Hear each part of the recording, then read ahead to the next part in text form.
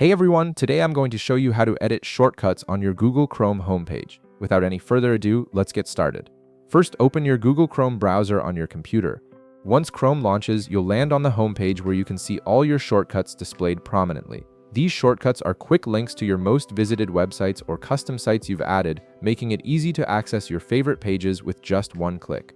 Now take a look at the shortcuts on your homepage. To edit any of them, simply hover your mouse over the shortcut you want to modify.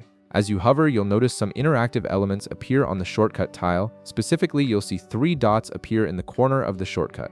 These 3 dots represent additional options for that particular shortcut. Go ahead and click on those 3 dots. This will open a small menu with various actions you can take. From this menu, click on Edit Shortcuts. This option allows you to customize both the name and the URL of the shortcut, giving you full control over how it appears and where it leads. Once you click Edit Shortcuts, a dialog box will appear on your screen. This is where the actual editing happens. You'll see 2 fields in this dialog box. The first field is for the name of the shortcut, which is the text label that appears under the icon on your homepage. The second field is for the URL, which is the web address the shortcut will take you to when you click it.